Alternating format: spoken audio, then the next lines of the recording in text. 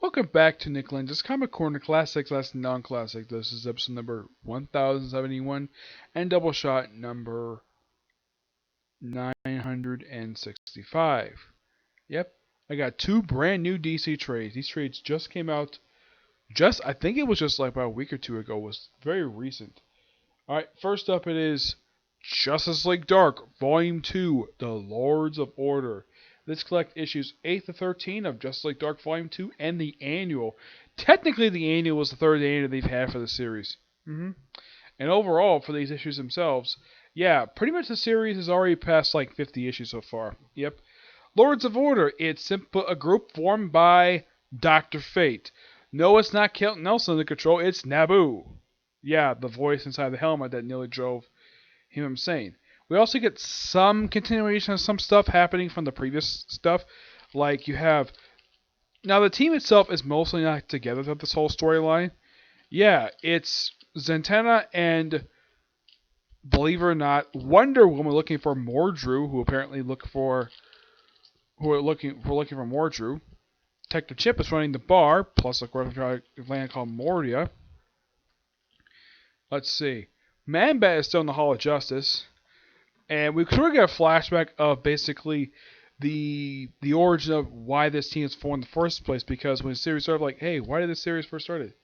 Yep. So pretty much that Wonder Woman got permission from the Justice League to basically form a Justice League to basically battle magic. Though she referred to the Justice League of the Dark, not Justice League Dark per se. There is a cameo in this book by Deadman. Yeah, he makes a cameo in here. Doesn't do anything. We see John Constantine play a small role in this book. Yeah, it's something though. John Constantine, who was leader of the leader of the group in the previous volume, here he's reduced to a supporting character, which is kind of weird, especially since recently they just launched his title. Yeah, it was just this week they released the one shot was a backdoor pilot to his new ongoing series, first one he's had in like a year. Yeah, it's like he's relegated to this book, which is fine because well, yeah, but what about the rest of the group? Well, Swamp Thing does his own thing in here. Well, plus there's a story in here where he runs into, of all people, Jason Woodrue, a.k.a. the Phonic Man. First time he's run into him since...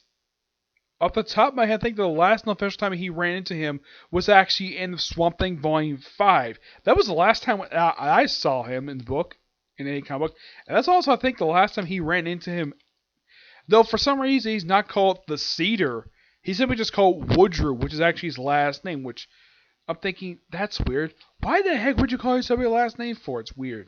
And apparently the Lords of Order are meant to simply destroy magic for some reason. I have no idea why. Eventually they're taken out by the combined might of Zatanna, Wonder Woman, and of course with the power of a gem they got from Mordru.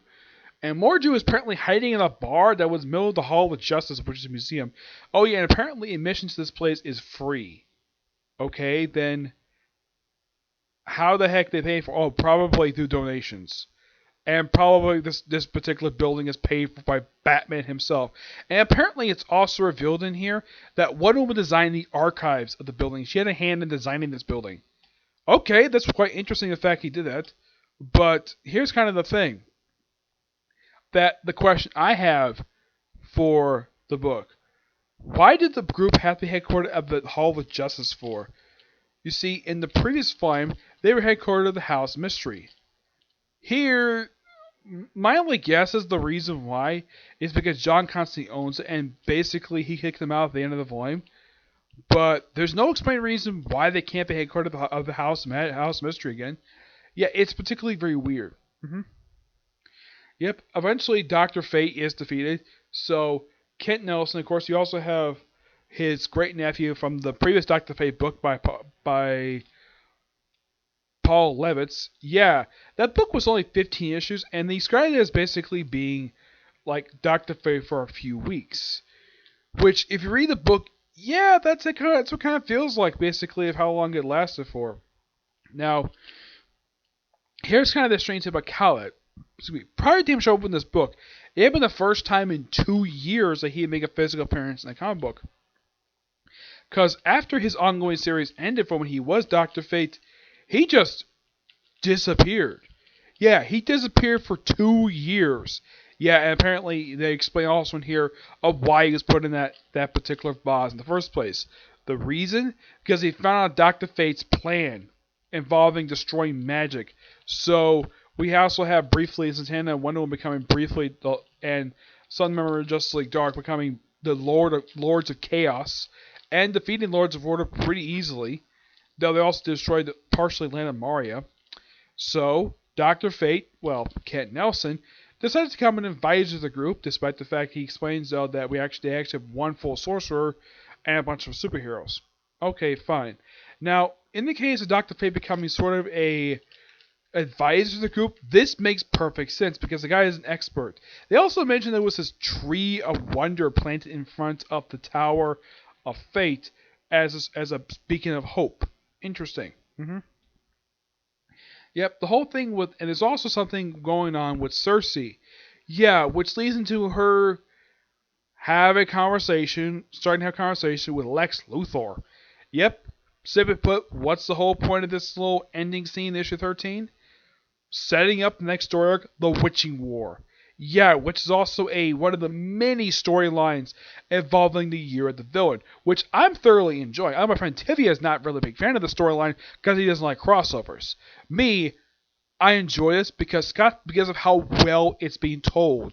I mean, yes, there's about 2 books that have nothing to do with Year of the Villain. That's Batman, Superman, and Shazam. Yeah, Shazam has nothing to do with it at all.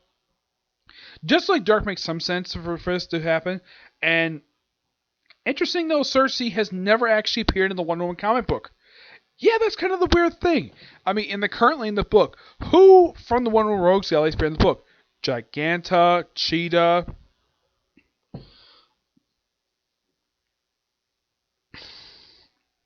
But Cersei? Well, she only fought Wonder Woman once prior to her show up in the series, and that was back in the... Actually, it was a couple times.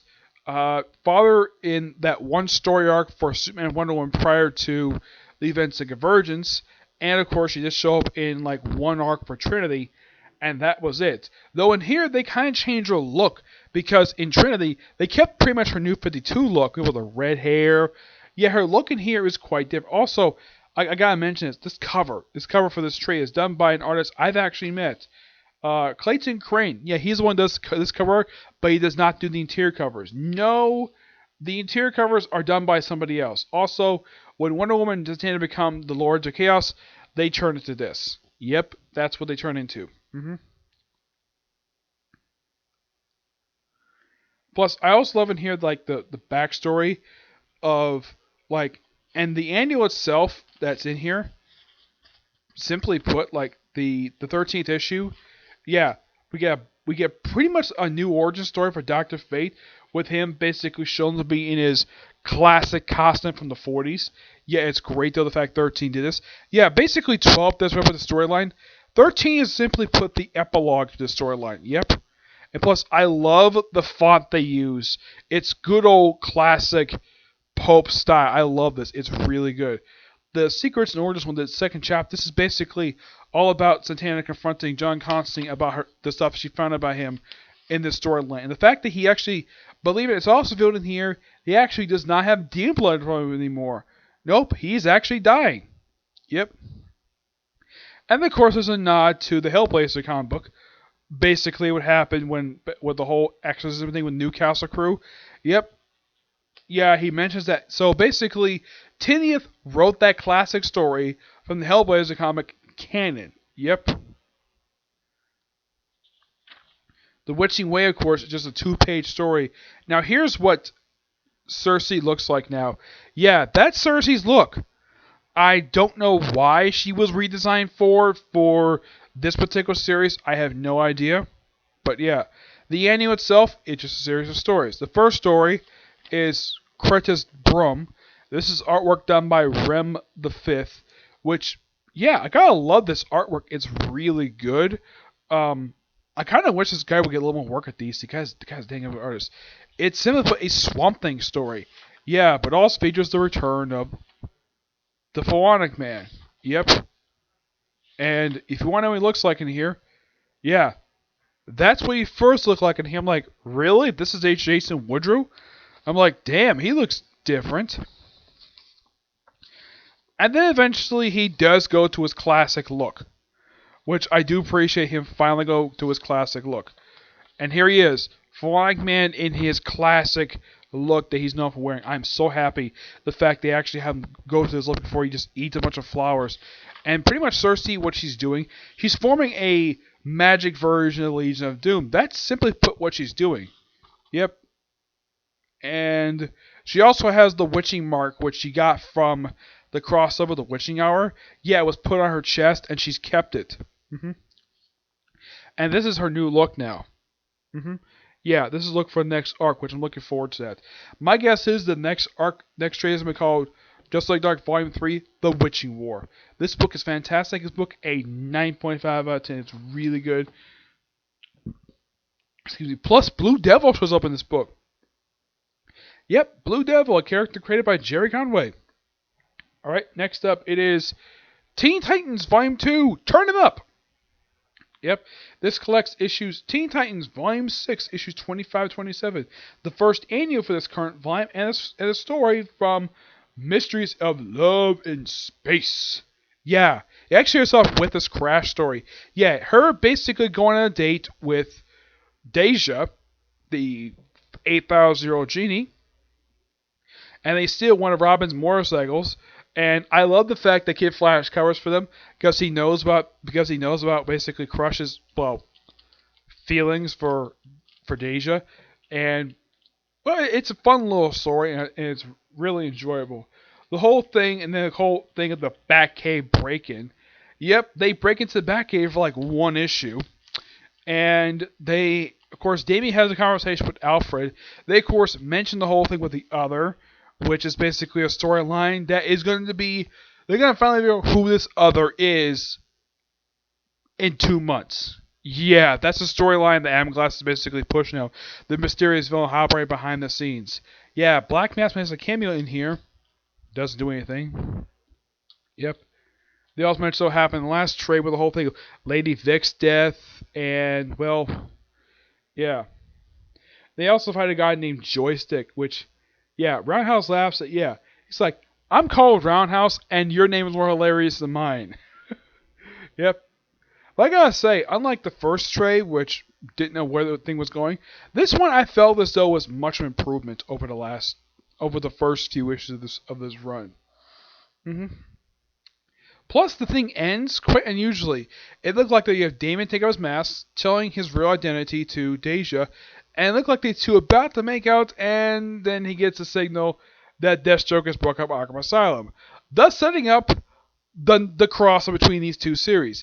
I got this trade because, well, I wanted to get the next trade, and plus, I wanted the stuff that led into the cross between Teen Titans and Deathstroke, the Technos Imperative.